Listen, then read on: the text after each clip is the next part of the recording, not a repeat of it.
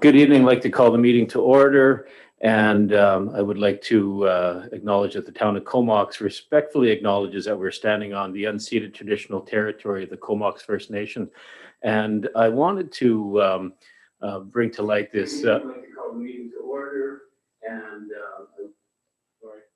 like to bring to light the tragedy that we've all been hearing about in the Kamloops residential school, and with that, the sad discovery of 215 children. I'd like us to take a moment's notice, so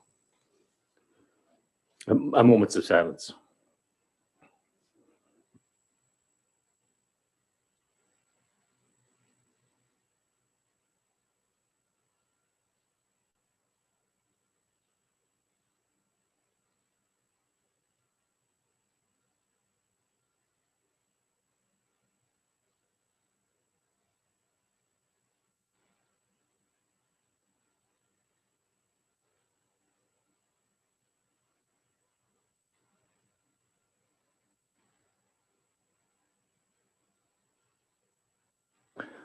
All right, thank you for that.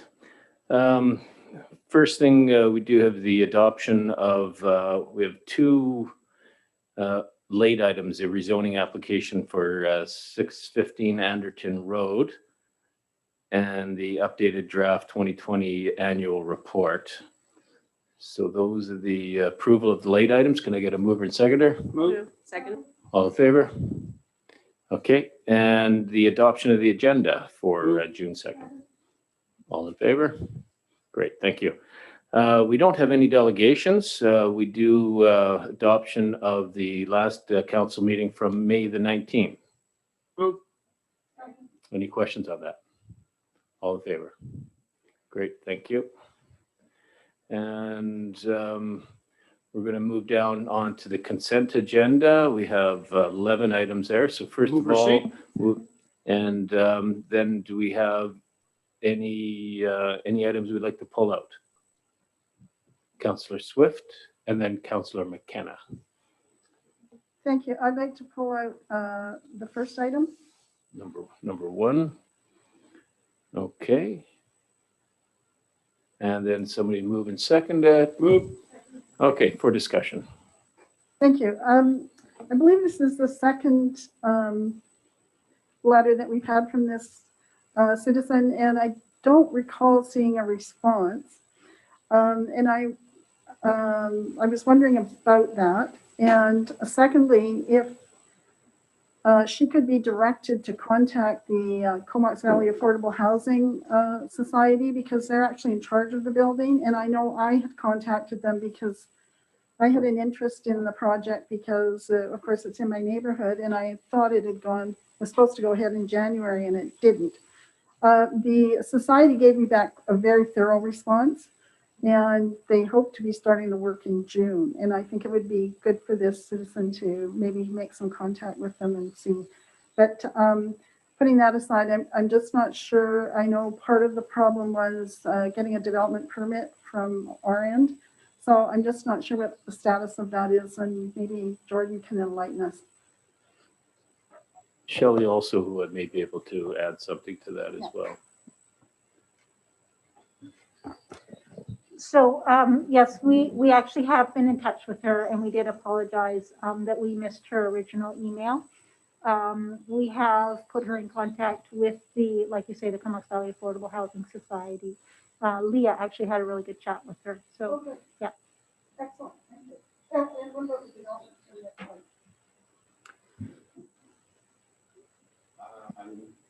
Marvin, do you know where the development permit is for that project? I apologize. Councillor Swift asked me this yesterday, and I didn't follow up on the development permit side. No, offhand I don't, but I will find out and send an email to everybody tomorrow.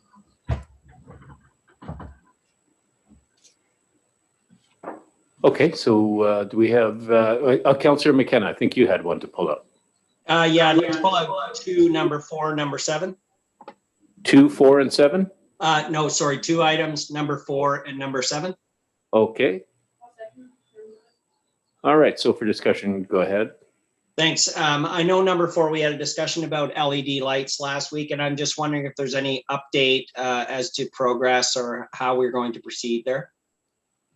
Yeah, we've had a meeting with BC Hydro. I'm going to be sending an update to council by email either tomorrow or the day after, and we expect BC Hydro to be coming in to speak with council probably in the first meeting of July, or it may be that working with BC Hydro, we're able to resolve most of the problems by that point. So there'll be an update coming on the information that we have, as well as BC Hydro likely attending a council meeting in the first week of July. Okay, thank you. Yeah, I have seen some pictures from residents at 10:30 at night. They've sent me some shots, and it's very bright on some homes. Yeah, interesting. So I'd welcome that discussion with BC Hydro. Okay, and for number 2, first and second, or for number 7, first and second? Move. Okay, Pat, go ahead. Yeah, so thank you. Just in response to Ms. Davis's letter, do we create a response for that? I know we're talking about that DVP 21-1 tonight, and is that a response to the resident, or is there something specific we have to send to a resident who asks questions like that? So there's nothing specific that we need to respond back to. Now we have spoken with Ms. Davis, and our understanding is that our responses back were generally satisfactory to her. But as far as a legislative process for something that we have to respond back because we had the comments through or questions through the public input period, no, there's nothing legislatively that we need to do. Okay, thank you. Okay, any other further items to take out? All right, we'll move on then. Thank you. Unfinished business, the strategic planning action items from June the 2nd for receipt. Move. Any questions on that? Seeing none, all in favor? Okay, thank you. And we're down to the rezoning application RZ 20-3. This is at 651 Anderton Road. That's the old Leeward Pub. So for third reading. Move. And any questions or comments on that? We've had the public hearing and everybody's seen what comments there were. So seeing no further comments on that, all in favor? All right, thank you. And this is a rezoning application RZ 18-10, 1974 Bolt Avenue. That third reading of the amendment bylaw 1902 be rescinded. This was because of a bylaw change that we had, I think it was last year. So do we have a So mover and move that. second? Okay. And any questions on that? Councillor Bissinger. Yeah. Oh, yeah. Sorry. You haven't been here. Sorry, I haven't been here in a while. I'm not sure if the motion was just for point 1 and 2, but I'm just struggling with why we need to have a public hearing for this, even though we already had passed the rezoning forward. So I don't know if we can cancel or just choose to cancel the public hearing just because it had passed. So I don't see, my vote changing because we're just doing non-underground utilities now. Right. So we'll deal with number 1 first. Yeah. And then we'll come back to your point. So for number 1, any issues on rescinding it? All in favor? Okay. And for number 2, Councillor Bissinger, you want to move that and somebody I'll second move it? that. Okay. Second. All right. For discussion, go ahead. So maybe we can pose that question to Marvin. Marvin, what do you think on that? By statute, if there's new information or there's been a change, a new public hearing has to be held on a zoning amendment bylaw if you're holding a public hearing. And that's to allow anybody who's might have comment on that change to make that known to council prior to them considering third reading. Okay. Okay, fair enough. Okay. Any other comments, questions on that? So all in favor of a public hearing for July the 14th? And any opposed? Okay, that's carried. Thank you. Now we're going to go down to bylaw adoptions. We have the extension of the Comox Downtown Vitalization Program. We have, let me see on that one. I'm just going to go. We have some recommendations and we have alternatives to the recommendations. So I would move alternative recommendation 1. Okay, seconder. So for discussion, Councillor Grant. Yeah, so we've had a bit of angst from some of the public on this. And in light of the fact that almost nobody takes advantage of the tax exemption, I mean, I think the real key to this whole thing is the priority processing is what I think the developers like. But just a little bit of a history lesson on where this all came from and why it happened. Probably 12 years ago when you were out campaigning for your election, this came up at every door. Get our downtown moving, do something with our downtown. So we looked around the province, and there's hundreds of these kinds of plans all over. And we actually picked a couple and devised this plan that came out of it.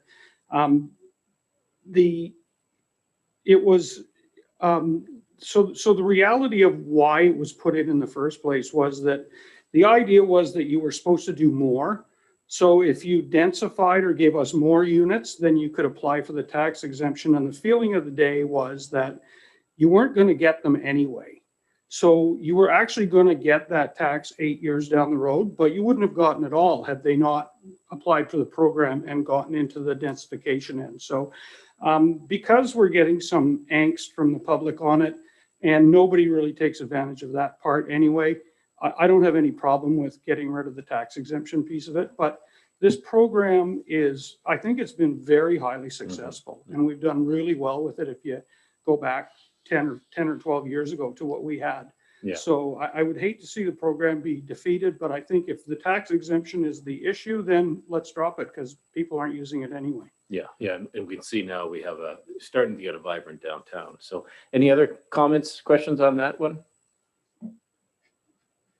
Yeah, I would just echo what Councillor Grant said. I think there's still some empty vacant lots downtown that it would be nice for people to know that they could get priority processing on that, but the tax exemption portion, especially because it seems to be education around that seems to be so challenging. I would be in favor of moving forward minus the tax exemption and hopefully keeping that beyond a year, but for now a year. Okay, thanks, Councillor McGowan, and then Councillor McKenna. Hi, yeah, I also support that. It's definitely coming across. I mean, maybe it's not intended this way, but it does. Too many people come across as if we're giving a tax break to people who are able to buy downtown. Well, the people who are, families living suburbanly close to schools and stuff are paying the rest of it. So, or bearing the brunt of that. And especially with this year's large tax increase, I think it's a good idea to do that. Okay, thanks, Councillor McKenna. Yeah, sorry, I just missed the alternative recommendation that Councillor Grant was recommending. Number one. So Okay, number one thank is it's just to get the tax exemption. Yeah. Yeah, okay. Thank So, you. all in favor of that? Okay, that's carried. Thank you. And then do we want to do anything with 2 and 3? All right, so we'll leave it at that. Thank you very much. And let me see, I just have to buzz back up here. So then, Mr. CAO, the revitalization program will be the same as it was minus the property tax portion of it. It will still give developers a speedy process to get moving on that. Correct. And without any cost to the taxpayer. Good, thank you. All right. So new business development variance permit application DVP 21-1. This is at 290 Pritchard Road. Move the recommendation. Okay, for discussion. Seeing none, all in favor? All right, that's carried. Thank you. And just for a receipt, the annual report, the 2020 annual report. Move receipt. Okay. Any questions on that? Just a quick comment. Councillor Swift had pointed out a discrepancy on the years, and that's been corrected. You were right. Okay, that was corrected with the last update. Yeah. Agenda. She's a Okay. retired school teacher. She never misses the grammar part. Okay, and I think I saw McGowan and McKenna's hand up, and then Minions. It's all good. I was just seconding, but realized that my mute wasn't on, so I did too. Okay. That's all I got. Thanks, No worries. Councillor McKenna.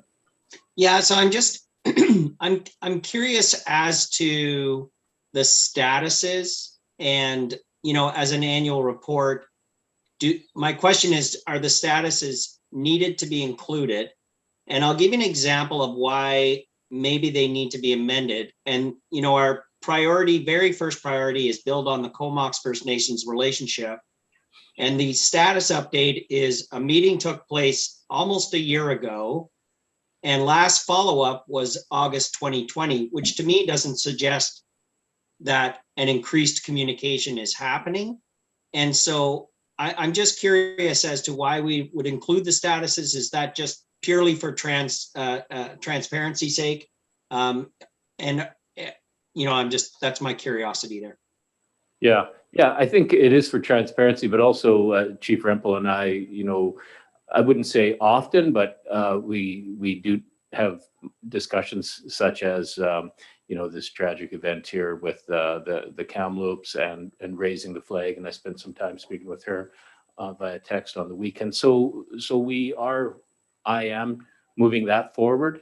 It's just, probably under COVID, it's been hard to get everybody together. And we did have some of those meetings with them via Zoom. How many months ago? 4 months ago? So yeah, we're trying to put it all together.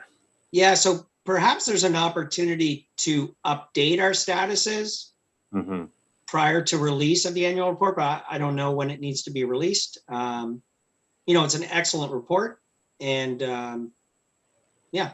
Okay, yeah, duly noted. Okay. Thank you. Thank you Yeah, for thanks. that. And Councillor Minions?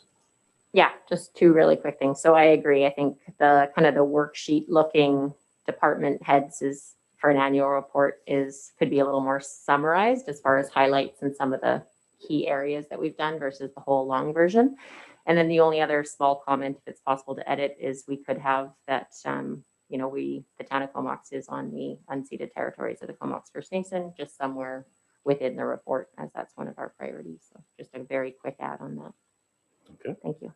Yeah, that's easily done. Thank you. And and then also that this report be made public inspection as per section 98(1)(b) of the community charter. So any other further questions on that? Comments? All in favor? Receipt. Thank you. Correspondence. Raymond Morin from the Astaire Center is looking for a request of letter of support. I would move receipt and grant that we grant the support. Okay. Second. Okay. Any questions or comments on that? Um, Councillor McCowan, go ahead. Yeah, this is a important grant for them. They're looking for somebody to organize the place. It's been run on volunteers forever, and it's growing just like our town, and it needs the support of maybe not an executive director. That term may be a bit too big, but I was speaking with Raymond, and he suggested what was it? Not an executive director, but something like a center manager or something like that in the wording. But I think this is a really important thing for us to support. Thank you. Okay, thanks. Any other comments or questions? Councillor Minions? It probably doesn't matter, but executive coordinator is kind of like the version below an executive director as far as people's expectations, but I would definitely support that. There you go. All right, anything else? All in favor? All right, that's carried. Thank you. Well, we're just flying through this thing tonight. So we don't have any media here. That's been a long time since we've had media sit in the corner there. Don't forget my late item. Giving us the, oh, yes. Yes. Councillor Uh-oh. Grant, do you happen to have any late items? Well, I'm getting increasingly frustrated with our garbage pickup. And, we have these guys, and this, at first it was okay, and we Yeah, okay. Yeah, so procedurally, did you want? yeah, so I'll move Councillor Grant's item. yeah. And it's Second. seconder, All okay. right. So for Yeah. discussion, what is it you'd like to talk Well, about? so it's getting increasingly frustrating, and at first it was okay. They had a few screw ups and they blamed it on COVID, which is probably fair.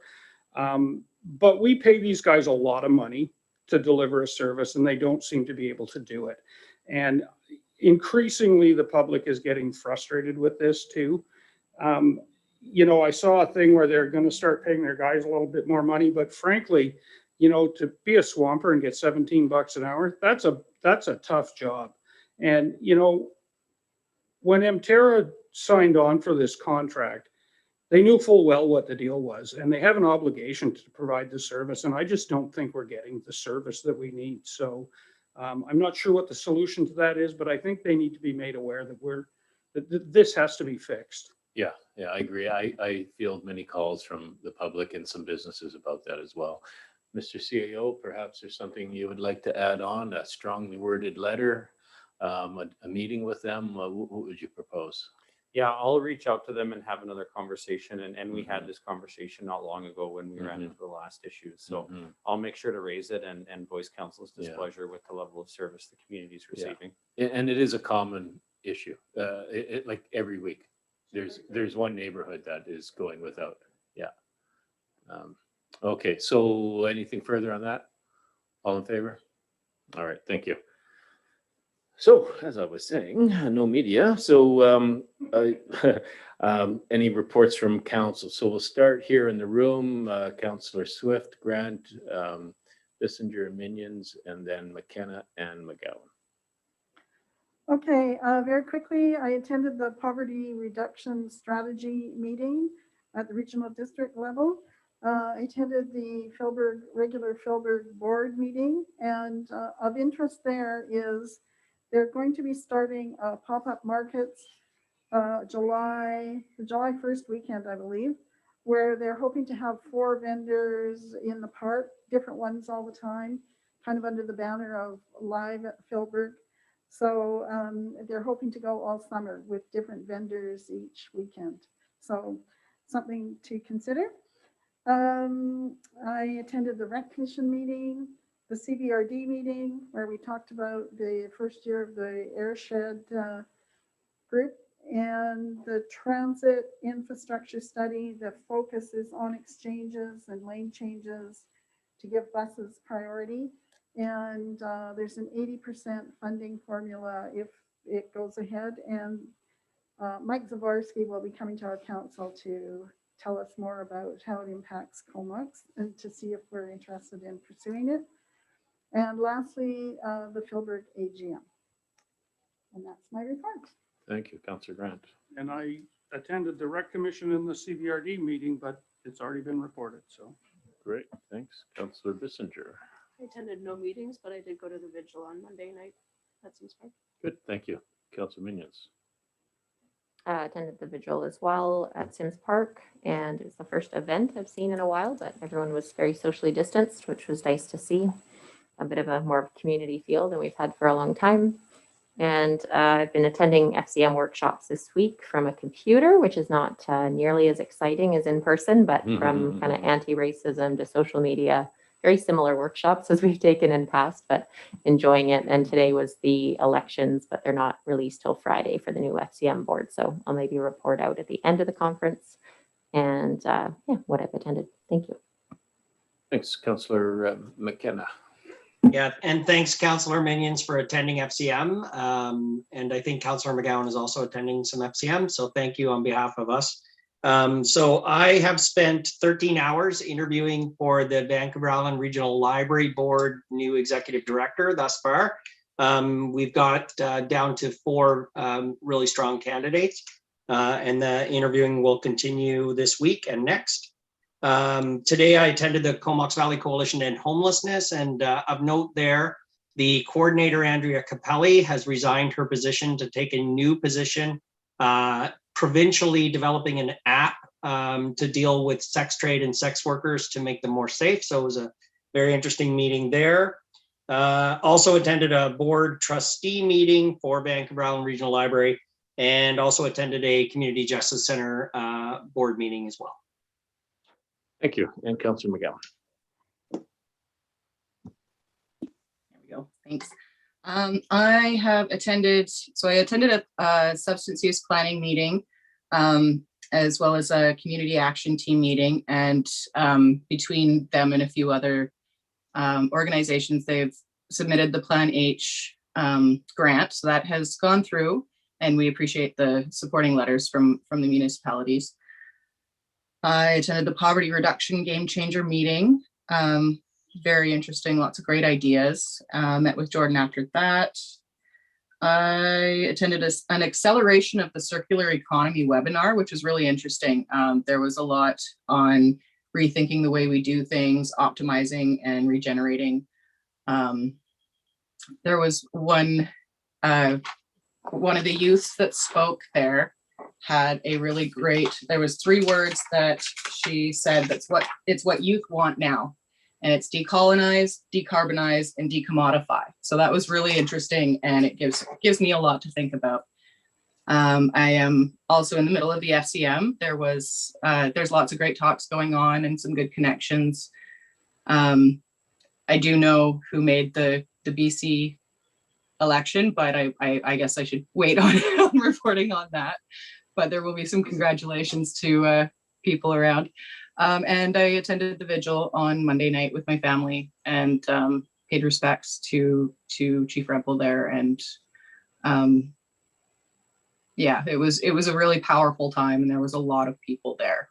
It's obviously affecting a large portion of the community. So I appreciate the lowered flags and the support from town in that respect as well. So thank you. Great, thank you. For myself, I also attended the poverty reduction session, and then right after that had an EOC leadership group meeting. And I'm going to put the Chief Schreiner on the hot seat here for a second, because I understand he's been going about with his crew in the community, and they were, Gord, was it you donated some teddy bears with the KFN, but also you were going around to different businesses with a fire truck and your mascot. Yeah, we've been doing many things as we've been posting on social media, but in the last 15 months, we bought $250 gift certificates from local restaurants that our members are buying themselves and using themselves to try to support local business. We've bought 500 chocolate bars that we gave out to essential workers. And we spent $1,500 at 3 of the local Town of Comox bakery, and then handing out cookies to teachers, care workers at the Views, daycare centers, some town employees, and so on and so on. So just trying to stimulate a little bit of activity, a little bit of stuff we can do. And Yeah. this, we dropped off about 40 stuffed toys at First Nations KFN office on Monday also. Yeah. Thank you very much. You know, you guys, you and your team never cease to amaze me, the goodwill that you do in the community. And I just appreciate it all. To each and every one of your members, please pass on our thanks for that. No, thank you very much. Okay, at this point, we'll need to exclude the public for an in-camera session and pursuant to the subsection 90 of the community charter regarding labor relations. So mover, seconder. I'll move. Second. All right, all in favor? Okay, so we'll exclude the public and we'll just stand by a moment.